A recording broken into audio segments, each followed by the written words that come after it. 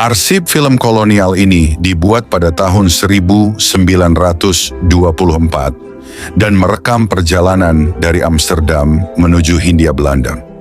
Tujuannya adalah menghadirkan gambaran umum mengenai perusahaan-perusahaan minyak milik Kerajaan Belanda yang beroperasi di wilayah Hindia Belanda, kini Indonesia.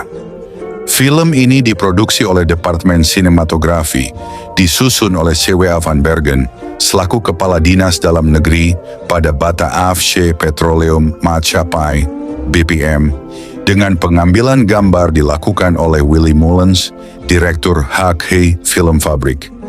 Bataafse Petroleum Maatschappij (BPM) merupakan anak perusahaan utama Royal Dutch Shell di Hindia Belanda, didirikan pada tahun 1907. Perusahaan ini mendominasi industri minyak bumi di Hindia Belanda hingga dekade 1960-an, mengelola kegiatan pengeboran, penggilangan, serta produksi berbagai produk minyak. Setelah nasionalisasi industri minyak pada tahun 1960-an, peran BPM kemudian digantikan oleh perusahaan minyak nasional seperti Pertamina.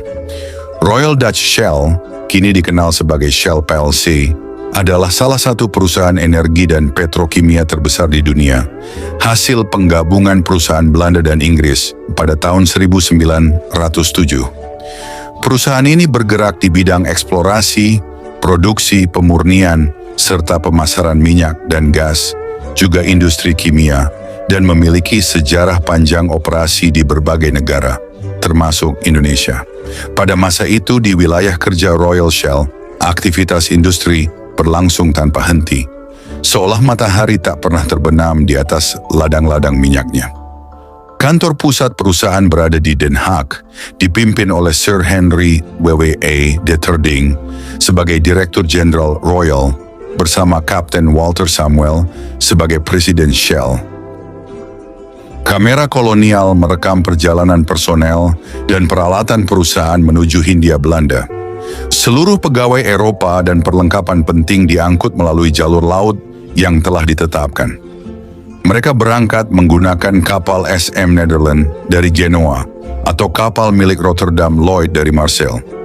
Pelabuhan pertama yang disinggahi dalam pelayaran panjang ini adalah Port Said, sebelum kapal memasuki terusan Suez. Di sana kapal-kapal besar berpapasan dengan kapal penumpang lain, melanjutkan perjalanan melalui jalur sempit yang menjadi urat nadi perdagangan dunia. Saat matahari terbenam, dari kejauhan tampak kilang Royal Shell di Suez, berdiri sebagai simbol kekuatan industri minyak di kawasan tersebut. Perjalanan kemudian dilanjutkan menuju Colombo. Di tengah laut, rombongan kembali berpapasan dengan kapal-kapal lain milik Rotterdam Lloyd dan SM Nederland yang setiap tahun digunakan perusahaan untuk mengangkut sekitar 700 penumpang serta kurang lebih 30.000 ton barang ke Hindia Belanda. Selama perjalanan, pengisian bahan bakar dilakukan di stasiun milik The Asiatic Petroleum Company Limited, yang juga merupakan bagian dari kelompok usaha Royal Shell. Tampak kios-kios penjualan minyak pelumas dan gemuk, menandai jaringan distribusi energi yang telah menjangkau berbagai wilayah sepanjang rute pelayaran. Dari Colombo, perjalanan dilanjutkan menuju Sabang. Setelah sekitar 20 hari berlayar, pulau-pulau pertama di Kepulauan Hindia mulai tampak di Cakrawala, menjadi pertanda bahwa rombongan hampir mencapai tujuan. Akhirnya, kapal pun tiba dengan selamat di Sabang, wilayah Aceh. Demikianlah jalur panjang yang menghubungkan Eropa dengan pusat-pusat eksploitasi minyak di Hindia Belanda. Sebuah perjalanan yang bukan sekadar memindahkan manusia dan barang, tetapi juga menggerakkan roda besar industri kolonial di Asia Tenggara. Perlu dipahami bahwa pada tahun 1924, Sabang merupakan pelabuhan strategis di bawah pemerintahan kolonial Belanda yang sangat ramai dan memegang peranan penting dalam jalur perdagangan internasional. Letaknya yang strategis di Selat Malaka menjadikan Sabang sebagai titik transit utama kapal-kapal yang berlayar antara Eropa dan Asia, sekaligus sebagai stasiun pengisian batu bara bagi kapal uap. Selain sebagai pusat perdagangan dan pelayaran, Sabang juga berperan penting dalam penyelenggaraan ibadah haji. Pulau Rubiah di Sabang tercatat sebagai lokasi embarkasi haji pertama di Indonesia. Dari sinilah para jamaah diberangkatkan menuju Tanah Suci melalui perjalanan laut yang dapat memakan waktu hingga sekitar 3 bulan. Sepulang dari Mekah, para jamaah pun diwajibkan menjalani masa karantina di wilayah ini guna memastikan kondisi kesehatan sebelum kembali ke daerah asal. Aktivitas pelabuhan yang padat, ditambah dengan fungsi strategisnya sebagai pusat logistik dan transit, menjadikan Pelabuhan Sabang pada masa itu sebagai salah satu pelabuhan tersibuk di kawasan Asia Tenggara, bahkan termasuk dalam jaringan pelabuhan penting dunia. Dalam konteks sejarah kolonial, Sabang dikelola secara ketat oleh pemerintah Hindia Belanda, terutama dalam hal pengawasan lalu lintas kapal serta penerapan aturan kesehatan dan karantina, khususnya bagi jamaah haji.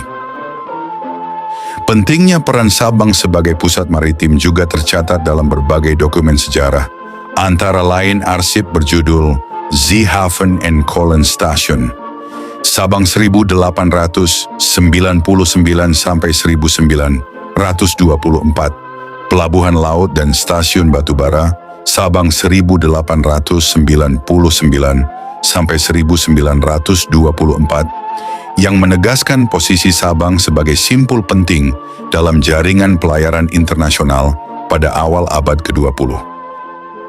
Dari Pelabuhan Sabang, perjalanan kolonial berlanjut menuju Kalimantan Timur. Rombongan tiba di Sanga-Sanga, dekat muara Sungai Mahakam, wilayah Kutai Kartanegara. Di kawasan ini, munculnya gelembung-gelembung gas dari permukaan tanah menimbulkan dugaan kuat akan keberadaan minyak bumi. Di daerah-daerah yang diduga mengandung minyak, ketika lapisan batuan muncul ke permukaan, seorang ahli geologi dapat memperkirakan lokasi yang paling tepat untuk pengeboran dengan mengukur kemiringan dan struktur lapisan batuan tersebut. Setelah titik pengeboran ditetapkan, langkah pertama yang dilakukan adalah membuka dan membangun jalur transportasi yang menembus hutan rimba. Jalur ini sangat penting karena menjadi satu-satunya akses untuk membawa peralatan berat, bahan bangunan, serta logistik menuju lokasi pengeboran yang umumnya berada jauh di pedalaman. Pembukaan jalan dilakukan secara bertahap dengan menebang pepohonan, meratakan tanah, dan membangun jembatan-jembatan sederhana di atas sungai kecil dan rawa. Berbagai material diangkut oleh para kuli dengan cara dipikul, serta dibantu oleh tenaga kerbau dan gerobak sapi. Untuk medan yang lebih berat, digunakan pula traktor dan kendaraan berantai, caterpillar, yang mampu melintasi tanah berlumpur dan tidak rata.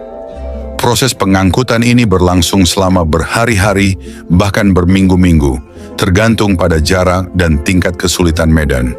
Kegiatan ini sekaligus membuka lapangan pekerjaan bagi masyarakat setempat.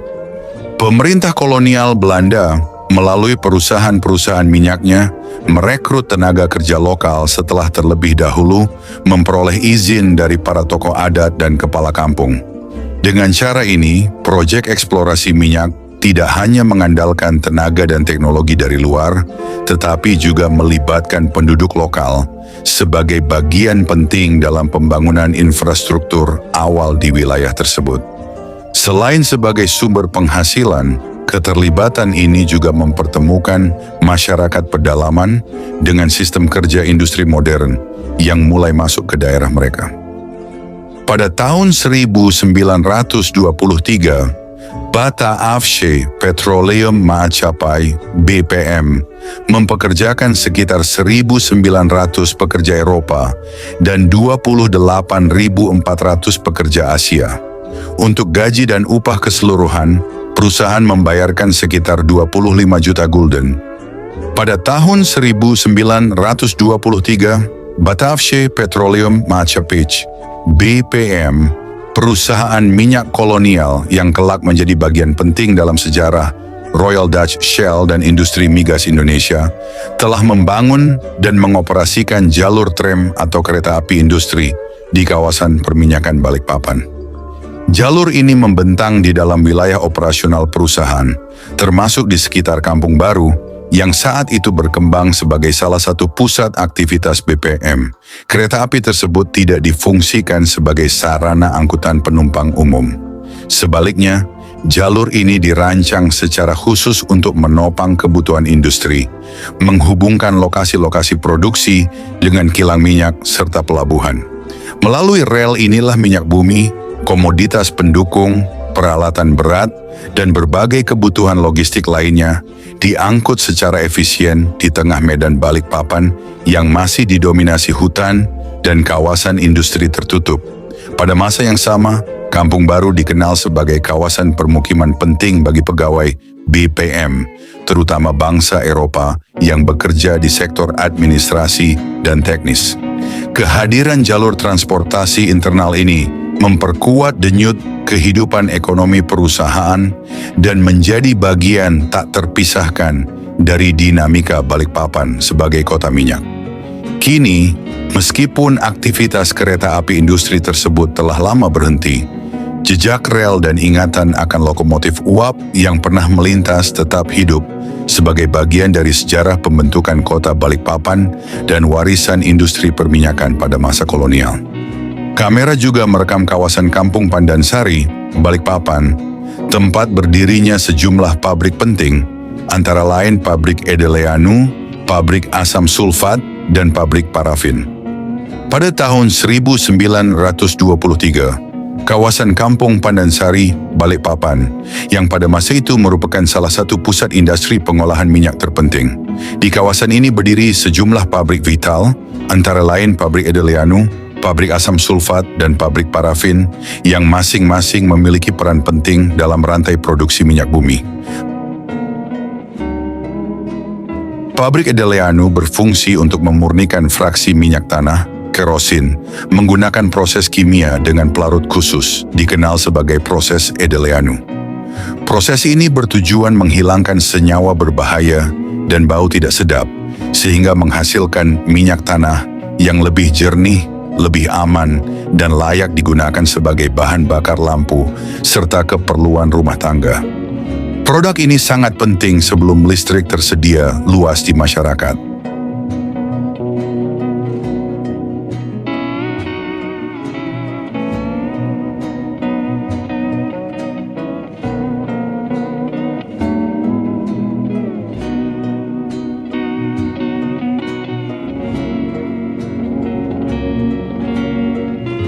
Pabrik asam sulfat memproduksi bahan kimia yang digunakan dalam berbagai proses industri, terutama untuk pemurnian minyak dan pengolahan lanjutan produk minyak bumi.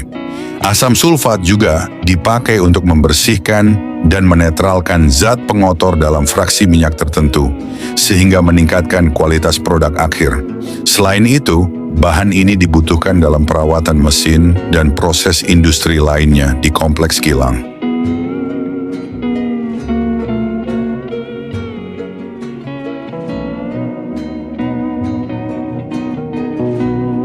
Pabrik parafin mengolah residu minyak menjadi parafin padat yang digunakan untuk pembuatan lilin, bahan pelapis, serta berbagai keperluan industri dan rumah tangga. Parafin menjadi komoditas penting karena banyak digunakan sebagai sumber penerangan, bahan pengawet, dan pelapis kedap air sebelum produk plastik dan listrik berkembang luas.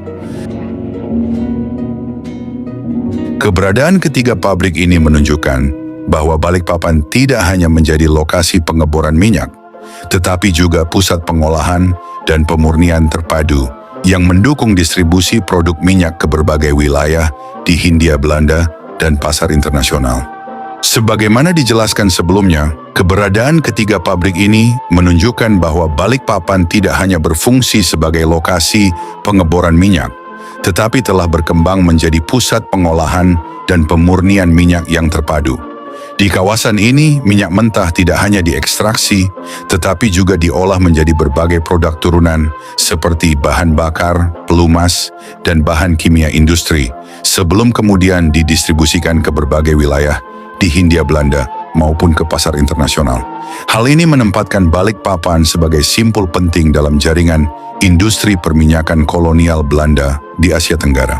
Selain itu, keberadaan pabrik-pabrik tersebut juga membuka lahan pekerjaan yang luas bagi penduduk pribumi, terutama masyarakat di wilayah Balikpapan dan Kalimantan Timur pada umumnya. Aktivitas industri membutuhkan banyak tenaga kerja, mulai dari pekerjaan kasar, pengangkutan, perawatan fasilitas, hingga pekerjaan teknis tingkat menengah yang dilatih secara khusus. Dengan demikian, pabrik-pabrik ini tidak semata-mata menjadi tempat bekerja bagi orang Eropa dan tenaga dari wilayah Asia lainnya, tetapi juga melibatkan warga lokal sebagai bagian penting dari roda produksi. Keterlibatan penduduk setempat ini turut mengubah struktur sosial dan ekonomi masyarakat Balikpapan. Dari wilayah pesisir yang relatif kecil menjadi kota industri yang tumbuh pesat seiring perkembangan industri minyak. Kamera kolonial juga mengabadikan aktivitas di salah satu kawasan pertambangan minyak di Balikpapan pada tahun 1923. Dalam rekaman tersebut tampak hiruk-pikuk kawasan industri yang tengah berkembang pesat, dengan para pekerja bergerak di sekitar menara pengeboran, pipa-pipa baja, serta mesin-mesin berat yang terus beroperasi siang dan malam. Para buruh, sebagian besar merupakan penduduk pribumi dari Balikpapan dan wilayah Kalimantan Timur sekitarnya, terlihat mengangkut peralatan, mengawasi aliran minyak dari sumur, serta melakukan perawatan rutin terhadap instalasi pengeboran.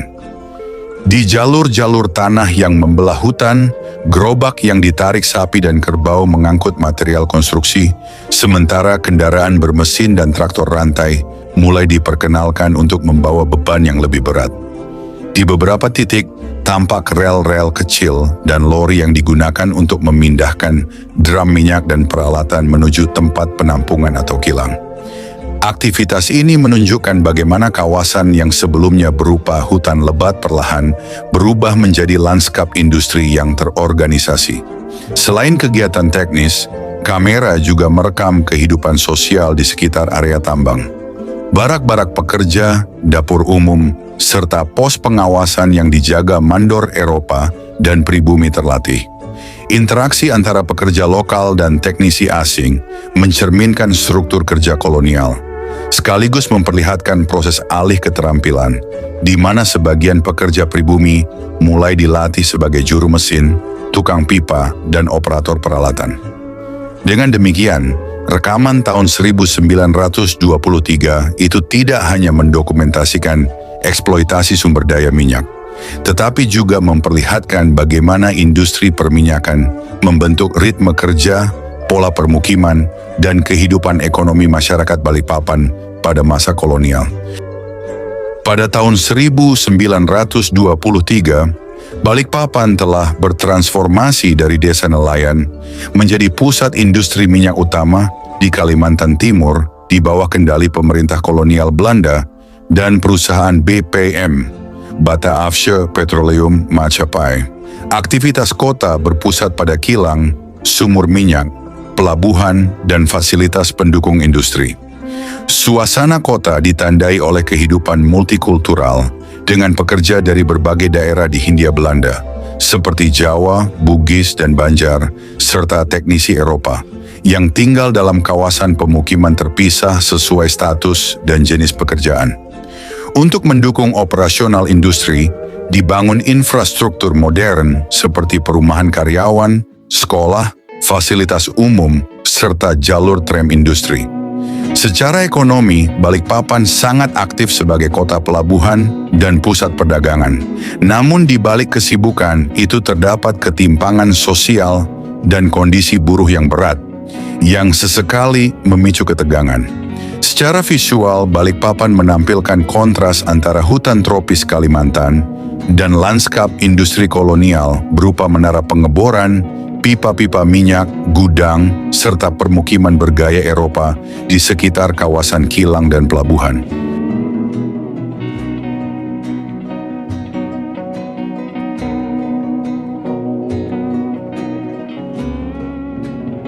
Di Balikpapan, BPM juga mengoperasikan 4 stasiun radio dan membangun lebih dari 1.000 km jaringan telepon untuk menjamin kelancaran komunikasi di seluruh wilayah operasionalnya. Sarana komunikasi ini menghubungkan kilang, sumur-sumur minyak, pelabuhan, gudang penyimpanan, hingga kantor administrasi, sehingga perintah teknis, laporan produksi, dan informasi keselamatan dapat disampaikan dengan cepat. Keberadaan radio sangat penting untuk berkomunikasi dengan kapal-kapal pengangkut minyak di laut, pusat-pusat produksi lain di Kalimantan dan luar pulau, serta kantor pusat perusahaan. Sementara itu, jaringan telepon memungkinkan koordinasi harian antar unit kerja, mempercepat respons terhadap gangguan teknis, kecelakaan kerja maupun kebakaran yang rawan terjadi di kawasan kilang. Pembangunan infrastruktur komunikasi ini menunjukkan bahwa industri perminyakan di Balikpapan tidak hanya bergantung pada mesin dan tenaga kerja, tetapi juga pada sistem informasi yang modern dan terorganisasi. Pada masanya, jaringan radio dan telepon BPM merupakan salah satu yang paling maju di Kalimantan Timur, sekaligus menjadi cikal bakal berkembangnya sistem telekomunikasi di Balikpapan dan sekitarnya. Selanjutnya, rombongan melanjutkan perjalanan menuju lokasi pengeboran di Muara dan Sanga-Sanga Dalam yang dikenal pula sebagai area Luis. Pengeboran minyak di wilayah Muara dan Sanga-Sanga memiliki peran penting dalam sejarah perminyakan Indonesia. Sanga-Sanga tercatat sebagai salah satu ladang minyak tertua dan tersibuk di Kalimantan Timur, sekaligus menjadi pusat awal perkembangan industri minyak di kawasan tersebut. Secara geografis, wilayah ini terletak di Kabupaten Kutai Kartanegara. Aktivitas pengeboran telah dimulai sejak masa Hindia Belanda, sekitar akhir abad ke-19, dengan BPM sebagai perusahaan utama yang melakukan eksplorasi dan produksi. Infrastruktur seperti sumur bor, jalur transportasi, serta fasilitas pemrosesan minyak dibangun untuk mendukung operasi skala besar. Bersama ladang-ladang minyak penting lainnya di Kalimantan Timur, seperti Balikpapan dan Tarakan, kawasan Sanga-Sanga memberikan kontribusi besar terhadap produksi minyak mentah, baik pada masa kolonial maupun setelah Indonesia merdeka. Hasil produksi dari wilayah ini menjadi salah satu penopang utama industri energi nasional pada masa awal pembangunan. Hingga kini, kegiatan perminyakan di wilayah Sanga-Sanga masih terus berlangsung, meskipun dengan intensitas dan pola pengelolaan yang telah berubah. Pengelolaan ladang minyak saat ini dilakukan oleh perusahaan energi nasional dan swasta melalui sistem kontrak bagi hasil, di bawah pengawasan SKK Migas sebagai perwakilan negara di sektor hulu minyak dan gas bumi. Rombongan kolonial kemudian kembali ke Balikpapan, sebuah kawasan industri minyak yang dibangun memanjang mengikuti jalur fasilitas BPM dengan total panjang lebih dari 12 km. Karena jarak antar instalasi yang cukup jauh, transportasi di dalam kawasan ini dilayani oleh jalur kereta Dekofil. Kamera kolonial juga merekam aktivitas pengeboran minyak di Balikpapan. Pada tahun 1923, produksi minyak mentah di wilayah ini mencapai 2.765.000.000 kilogram. Setelah pengeboran, saluran pipa segera dipasang untuk mengalirkan minyak ke tangki-tangki penampungan. Sumur yang semula menyemburkan air ditutup dan dihubungkan ke jaringan pipa. Dan jika aliran berhenti, cairan akan dipompa lebih lanjut menggunakan pompa bertenaga tinggi yang mendorong minyak melalui pipa sepanjang beberapa kilometer menuju kilang. Panjang gabungan seluruh jalur pipa transportasi utama menuju kilang minyak mencapai sekitar 2.200 km. Dari rumah pemisahan, produk hasil pengolahan dipompa ke rumah pompa dan kemudian ke tangki-tangki penyimpanan. Secara keseluruhan, kapasitas penyimpanan tangki BPM di Hindia Belanda mencapai 1.346.000.000 liter cairan. Sebagian produk memerlukan pengolahan lanjutan. Untuk itu, produk dipompa ke dalam pengaduk dan dicampur dengan asam sulfat. Dengan pengadukan dilakukan melalui tiupan udara agar tercampur merata. Setelah itu, asam dibuang bersama limbah dan produk selanjutnya diolah dengan larutan soda kaustik serta dicuci dengan air. Seluruh kompleks industri ini mengonsumsi sekitar 16 juta liter air per hari, setara dengan konsumsi harian kota Utrecht. Untuk kebutuhan listrik dan penerangan, diperlukan sekitar 11 juta kilowatt jam per tahun, atau kira-kira 3 kali konsumsi listrik kota Groningen. Daya tersebut dipasok oleh baterai boiler besar, sementara konsumsi bahan bakar sepanjang tahun 1923 mencapai 478 juta kilogram, atau rata-rata 1.300 ton per hari. Untuk perawatan dan pembuatan material, kilang memiliki bengkel-bengkel besar seperti bengkel tempa dan pengecoran, serta fasilitas untuk memuat kaleng dan peti ke dalam truk tangki.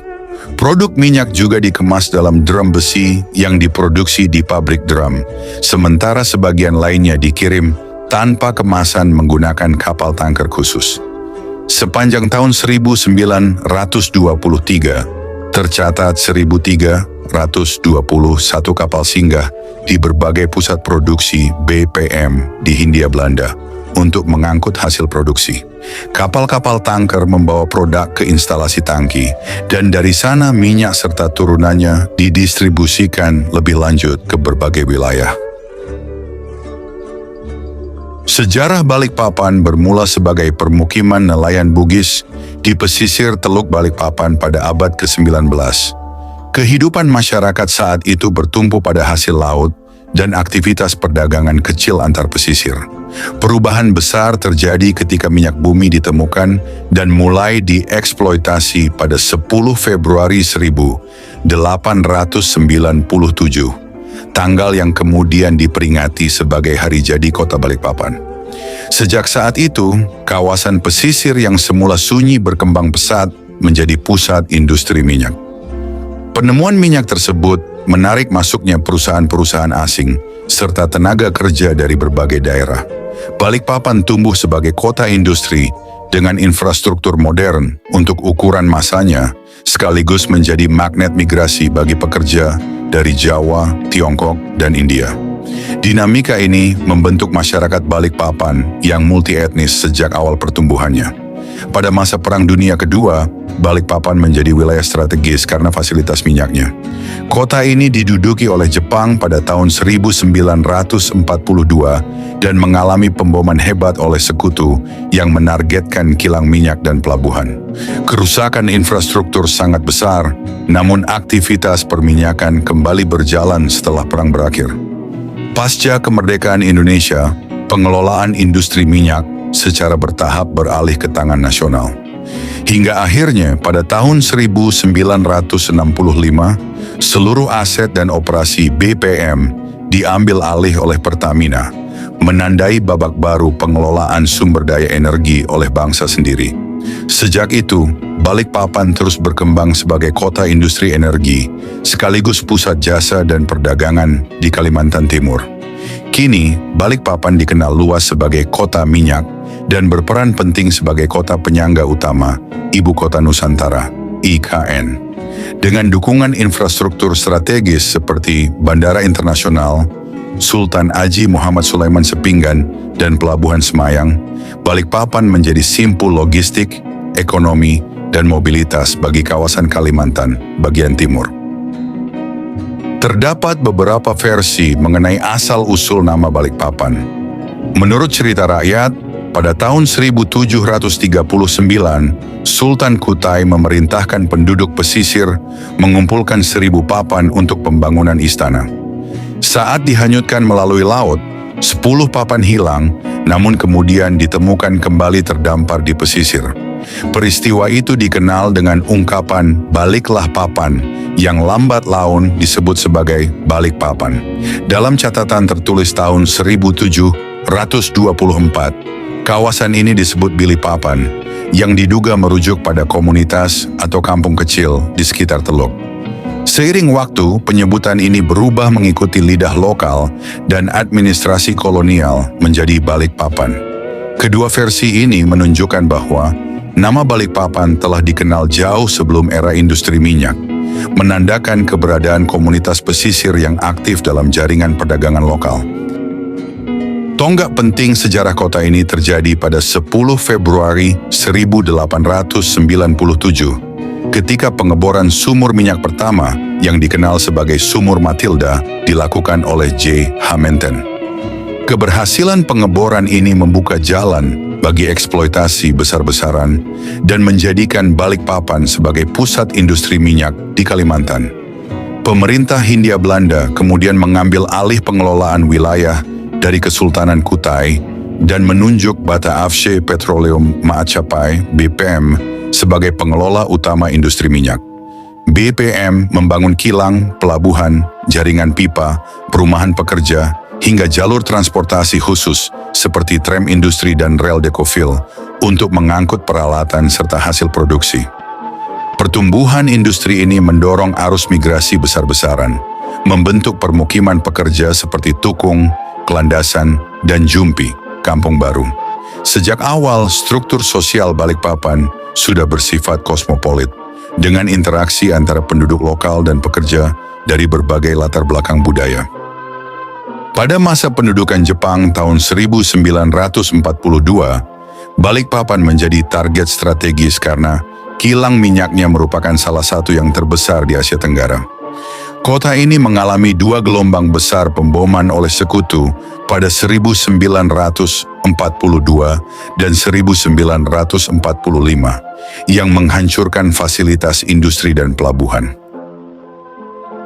Setelah Indonesia merdeka, perusahaan minyak asing masih beroperasi hingga pertengahan 1960-an. Baru pada 1965, seluruh kegiatan eksplorasi dan pengolahan minyak secara resmi diambil alih oleh Pertamina sebagai bagian dari nasionalisasi industri strategis. Sejak itu, Balikpapan berkembang sebagai pusat industri energi nasional, sekaligus kota jasa dan perdagangan regional. Hingga kini, julukan kota minyak tetap melekat, meskipun perekonomian kota telah semakin beragam dengan berkembangnya sektor jasa, logistik, pendidikan, dan pariwisata. Perannya semakin penting setelah penetapan Ibu Kota Nusantara, IKN, di wilayah Kalimantan Timur, menjadikan Balikpapan sebagai gerbang utama, mobilitas, logistik, dan layanan pendukung pemerintahan. Dengan sejarah panjang dari kampung nelayan hingga kota industri modern, Balikpapan mencerminkan bagaimana sumber daya alam, migrasi, dan dinamika geopolitik membentuk wajah sebuah kota yang terus beradaptasi mengikuti perubahan zaman.